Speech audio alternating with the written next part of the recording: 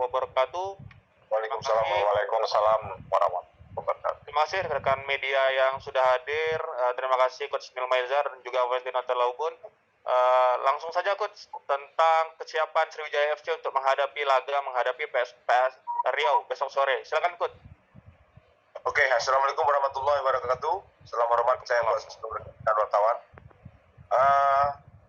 Kita Sriwijaya FC insya Allah besok sore jam 3.15 secara fisik, secara teknik, taktik dan mental siap menghadapi Pekanbaru. Ada beberapa pemain yang cedera, tapi mungkin besok pagi kita lihat situasinya seperti apa, kondisinya seperti apa. Mudah-mudahan semuanya bisa sehat walafiat dan mudah-mudahan Allah memberkati Padang untuk pertandingan besok melawan Pekanbaru. Terima kasih, Bang. Baik, terima kasih Coach Nilmaizar. Selanjutnya kita bergeser ke Valentina Talaubun. Silakan Valentina Talaubun tentang kesiapan pemain sendiri untuk menghadapi PSPS Riau besok sore. Silakan. Oke, terima kasih. Saya sebagai pemain, saya pikir saya setuju dan sependapat dengan pendapat dari pelatih. Kami sebagai pemain kami selalu siap untuk pertandingan kapanpun, dan untuk pertandingan besok kami siap untuk bermain semaksimal mungkin dan sesuai dengan strategi dan taktik apa yang diberikan oleh pelatih untuk pertandingan besok. Maaf, terus kalau kedua pemain ini kan main, alternatifnya siapa? Terima kasih. Ya, Nur Iskandar sama Abdel kondisinya yang pasti sudah membaik, ya. Cuma besok pagi kan kita masih latihan warming up pagi, kita lihat kondisinya seperti apa.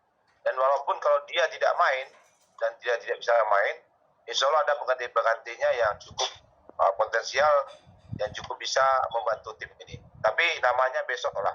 Kalau sudah bisa kita lihat besok pagi, baru kita umumkan siapa yang menggantikan dia. Gitu, Bang. Baik. Selanjutnya pertanyaan terakhir saya kira. Silakan. Pertanyaan ketiga di sesi Sriwijaya FC ini saya buka terakhir.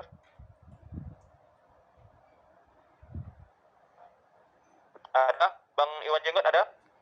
Tadi sudah buka mic.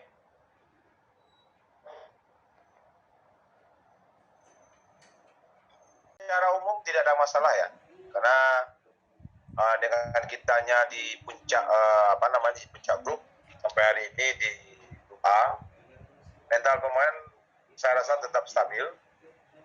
Saya juga berharap begitu, tetap membumi dan tetap awas, jangan merasa lebih hebat daripada yang lain. Karena pertandingan ini walaupun poin kita lebih tinggi, bukan menjamin kita lebih hebat daripada mereka. Itu yang pertama. Yang kedua, pertandingan masih ada sisa 3 pertandingan dan pemain mental dia harus siap untuk menghadapi sisa laga ini.